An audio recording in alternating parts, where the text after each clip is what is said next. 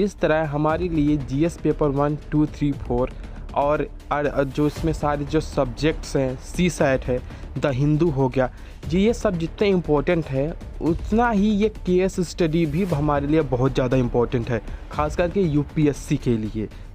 Case study में ऐसे ऐसे सवाल पूछे जाते हैं जो हमें पता होते हैं लेकिन फिर भी हम उनका उत्तर सही तरीके से नहीं दे पाते, या फिर बहुतों का हमें उत्तर ही नहीं पता होता कि आखिर ये कैसा सवाल है।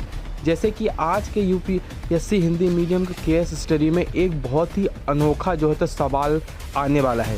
तो वो सवाल ये है कि क्या लक्ष्मण जी के जब घायल हुए थे, लक्ष्मण जी जब घायल हुए थे, मेघनाथ ने उन्हें जो तो अपनी शक्ति मारी थी, तो सुखेन वैद्य ने हनुमान जी को क्या औषधि लाने के लिए जो भेजा था, तो क्या हनुमान जी ने खुद स्वयं जो थे पूरा विशाल पर्वत उठा कर लाए थे? रामायण में तो सेम टू सेम ऐसे ही दिखाया गया था और लिखा भी है कि हनुमान जी ने पूरा का पूरा पर्वत उठा कर लाए थे। धार्मिक मान्यताओं के अनुसार, पुराणों के अनुसार ऐसा माना जाता है। लेकिन हम लोग जो है तो इस तथ्य को मानकर नहीं चलेंगे। हम लोग जो है तो मतलब कि आप लोग जो है तो अब सिविल सेवक बनने वाले हैं, एसडीएम बनने वाले हैं, डीएम कलेक्टर बनने वाले हैं, और बहुत लोग तो जो है तो इसमें से और ऊपर सेक्रेटरीट में बैठने वाले हैं।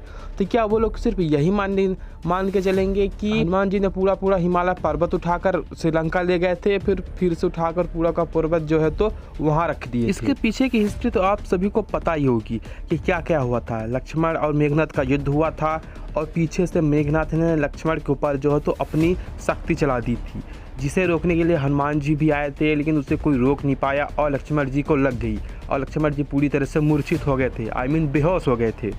तो फिर बाद में जो है तो उस टाइम के सबसे फेमस वैद्य सुखेन जी को लंका से लाया गया, और लंका से लाने जाने के बाद उन्होंने चेकअप किया और बताया कि इन्हें सिर्फ हिमालय में एक औषधि है, एक जड़ी बूटी है, अगर वो टाइम पर यहाँ पर पहुँच जाती है तो जो है तो लक्ष्मण जी की जान बच सकती है। तो जिसे लेने के लिए जो है तो हनुमान जी गए और वहाँ से लेकर आए। लेकिन यहाँ पे बहुत लोगों का मानना है कि हनुमान जी को वो औषधि समझ में नहीं आई और उन्होंने जो है तो पूरा का पूरा पहाड़ उखाड़ के ले आए।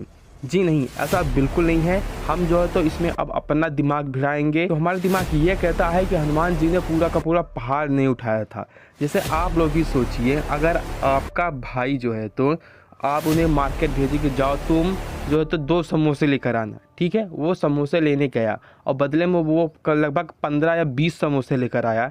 तो वो जैसे लौट कर घर वापस आया तो आप उसे क्या बोले होंगे? यही बोले होंगे ना कि तुम तो पूरा का पूरा दुकान ही उठा कर लेके चले आए। क्या बोलेंगे? यही ना बोलेंगे कि तुम तो पूरा का पूरा दुकान ही उठा कर लेकर चले आए। सेम यही बात हुई होगी हनुमान जी के साथ। उन्हें जो तो जड़ी बूटी समझ में आई ना होगी।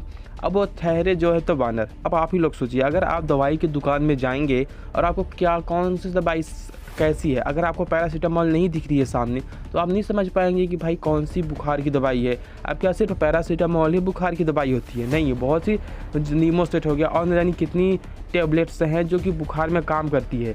अब वहाँ पे पैरासीटामॉल नहीं है तो और भी दूसरी दवाइयाँ हैं, तो आपको समझ में ना आ रही होगी। तो आप लगभग 4-6 डब्बे तो उठा कर लेके जाएंगे ना, शायद इनमें से कोई ना कोई तो हो। तो हनुमान जी ने भी ऐसा किया कि कम से कम 2-4 पेड़ उखाड़ कर लेके चले गए। मतलब कि अब औषधि जो है तो छोटी छोटी पेड़ होती हैं, जैसे कि झाड़ियाँ हो गई और शाख हो गई। हर्ब और सर्ब तो आप जानते ही होंगे ना बायोलॉजी में, मतलब कि झाड़ियाँ और शाख 2 चीज़ होती हैं। तो औषधियाँ ज़्यादातर ऐसे ही होती हैं, शाखीय रूप में और झाड़ी रूप में। तो हनुमान जी लगभग 4-6-10 पौधे मतलब उखाड़ के चले गए होंगे। अब जैसे उखाड़ कर वहाँ पहुँचे होंगे कि कोई उन्हें कह दिया होगा कि यार तुम तो पूरा का पूरा पहाड़ी उखाड़ के लेके चले आए, है ना, पूरा का पूरा पहाड़ी उठा के लेके चले आए। यही वो बात हो सकती है ना। मैं तो तुमसे एक छोटी सी दवाई मंगाई थी, औषधि मंगाई थी, तुमने तो ये क्या किया, पूरा पहाड़ी उखाड़ के लेके चले आए। तो इसी बात को जो है तो हमारे लेखकों ने जो रामायण और महाभारत को लिखा, तो उन्होंने जो है तो थोड़ा अति संयुक्त अलंकार का प्रयोग किया, क्योंकि उस टाइम पे जो है तो बौद्ध धर्म, जैन धर्म का पूरा बोलबाला था और वो भारत में अच्छी गति से प्रसार कर रहे थे, और हमारा हिंदू धर्म जो तो पीछे की तरफ जा रहा था। तो हिंदू धर्म को बचाने वालों ने सोचा कि ऐसा क्या किया जाए, मतलब कि उन्होंने अपने ग्रंथ में कुछ एडिशनल चीज़ें डाली गई, कुछ चमत्कार डाले गए, कुछ अति संयुक्त अलंकार, वीर रस का प्रयोग किया गया, जिससे लोग इंटरेस्टिंग हो, मतलब कि आकर्षित हो, अट्रैक्टिव हो, उन्होंने अपने धर्म को, ग्रंथों को और भी ज़्यादा अट्रैक्टिव बनाया। रामायण, महाभारत और पुराणों जैसी बहुत सारी ग्रंथ की फिर से जो है तो रचनाएं की, उनको जो तो और भी इजी लैंग्वेज में बनाया। ठीक है, जैसे कि मेघनाथ का आसमान में अदृश्य हो जाना, रावण का पुष्पक विमान, उड़ने वाला विमान, और हनुमान जी का जो है तो पूरा का पूरा पहाड़ उठा कर लाना, ये सब चीज़ें जो है तो लोगों को और भी ज़्यादा उत्साहित बनाती हैं कि वाह, हिंदू धर्म में ऐसा हुआ। मतलब एक छोटे से वानर ने जो है तो पूरा का पूरा पहाड़ उखाड़ कर लेके चले आए। एक छोटी सी दवाई लेने गया तो पूरा का पूरा पहाड़ ही उखाड़ के लेके चले आए।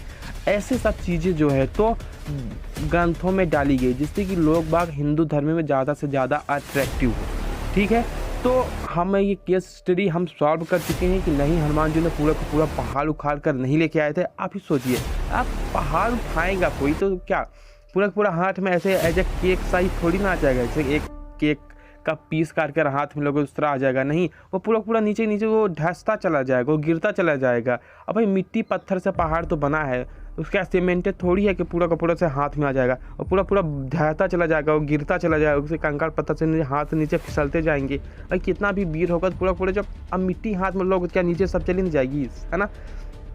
तो यही सब चीज़ें थी। तो हनुमान जी ने कुछ पौधों को उखाड़ कर लाए थे। अब जो कहते हैं कि उनको फिर से वहाँ पर रख के आओ, जी हाँ, बिल्कुल सही बात है।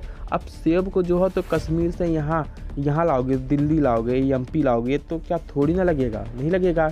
अब कहते हैं कि कुछ पेड़ को उखाड़ कर लाओगे और उनको जो तो अगर उनकी जड़ मजबूत है, मतलब जड़ नहीं टूटी हुई है, तो उनको फिर से अगर मिट्टी में गाड़ दोगे तो फिर से जो है तो लग जाएंगी, मतलब फिर से वो जीवित हो जाएंगे।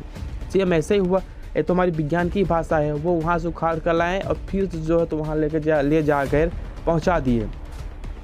अब हम बात बताते हैं कि अगर कोई लोग कहता है कि क्या हनुमान जी लोग इतने तीव्र गति से कैसे पहुँचते थे, है ना। अब आप लोग, ये बहुत पहले की बात है, मतलब कि बहुत लोगों का यही मानना है कि भाई हनुमान जी लोग कैसे उड़ते थे। पहले आदमी भी जो है तो काफ़ी बड़े बड़े हुआ करते थे, है ना। अब धीरे धीरे आदमियों का आकार छोटा होता जा रहा है ना। अब आरती साहा ने जो है तो इंग्लिश चैनल पार की। इंग्लिश चैनल कितना बड़ा है ना, इंग्लिश चैनल कितना पार की।